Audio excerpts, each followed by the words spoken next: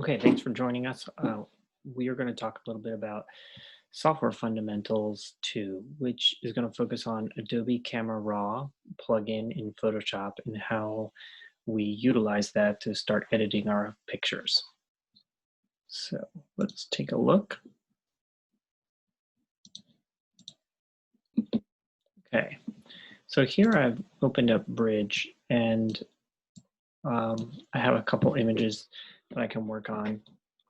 One thing to notice in Bridge is once you've edited a raw file, you'll see a little area up here show up.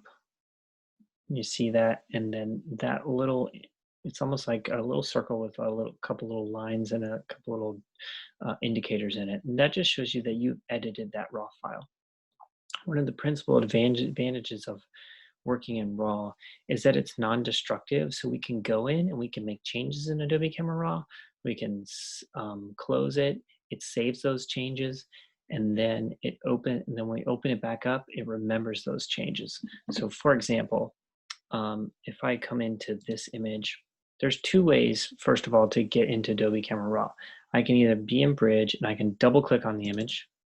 And when I do that, it'll just bring me into the Adobe Camera Raw site, and it'll let me start to work right away. I have all these things that I can do, and you can see here there's histogram, there's several tools over here. There's a whole bunch of tabs which have different subsets of tools and sliders for us to go through. And then there's some additional tools up at the top. Some of these are navigation tools up at the top that are pretty obvious, like zoom tool and hand tool. Some of them are a little bit more sophisticated and allow us to do localized adjustments. We'll talk about those a little bit later. These sessions I want to focus most on the core workflow in the area. So at the bottom, we have the done, the cancel, and the open objects area. This is going to determine if I want to close and not make any adjustments, I can hit cancel. If I want to make an adjustment, say I want to change the exposure a little bit, make it a bit brighter, I could click done. When I click done, it'll close back down. But this image, the next time I open it, it's going to, that little circle is going to pop up there showing me that I have made an adjustment to it. And I can come back, double click, come back in, and then it's going to remember that adjustment that I made. So every time I click done, it's going to resave all the things that I've been working on in Adobe Camera Raw. If I click open object, it's going to open it up into Photoshop. I'm not going to go there today, but you can think of Adobe Camera Raw as kind of a conduit. It's your first stop to editing, and most likely you will eventually end up in Photoshop and do some additional touch-up work if necessary. Down here in the bottom, we have a workflow, and this is just when you go into Photoshop and click open object, how is this image going to come into Photoshop? So if we double click on this, the workflow options, something that we're not going to go into detail about, but you want your color space to be set up as Adobe RGB, okay? Not sRGB, but Adobe RGB, and you want your color bit depth to be 16 channels as opposed to 8. Those should be those may be different depending on your camera settings. So it's also good to set your camera settings to match those, especially for the color space. The image sizing, you're probably not going to touch unless you want to purposely size your images down before you go into Photoshop, but that's not typical for us.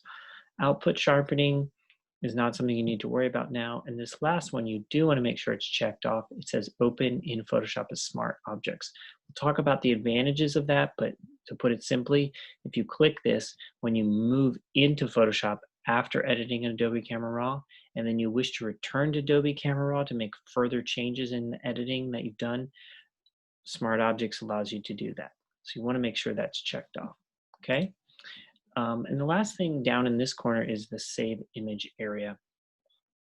Save images, if you've got, right now we only have one image opened, but you could have many images. You could open up, say, 20 or 30 images simultaneously in Adobe Camera Raw. And there's some advantages of that because you can edit one image from a similar shoot, and if you want to apply those changes to all of the pictures that you've opened up simultaneously. You can do that in a synchronization function. That's a little bit ahead of where we are right now, but suffice it to say, you can save changes one image at a time, or with, say, a batch of images at a time.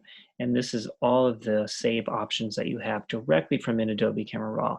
So this is really nice. It's a time saver at time, possibly because you don't have to go into Photoshop and make some changes, or even some of these abilities are similar to things that you can find in the tools section of Bridge, but this is a handy place again where you can do some file renaming.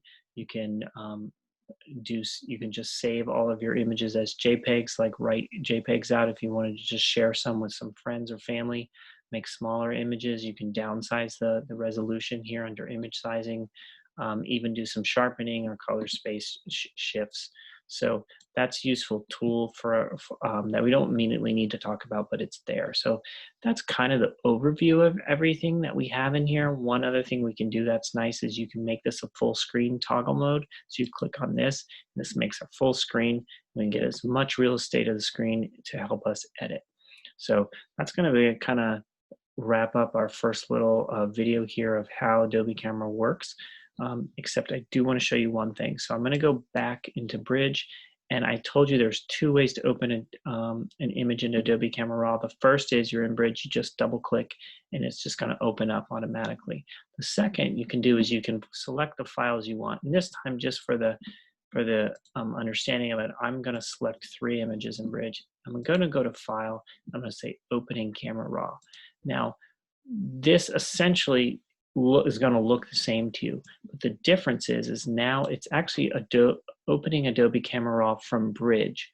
The first time when we just double click on the image, it will actually open Adobe Camera Raw from Photoshop. So if you don't have Photoshop open, you'll have to wait for it to open up. I actually like to open up images through from Bridge rather than have it go through Photoshop. I find it to be a little bit faster. So just a little tip for you. So now you can see over on my film strip over here, I've actually got 3 different images set up. So that just shows you that you can open more than one image at a time and work on them in Bridge.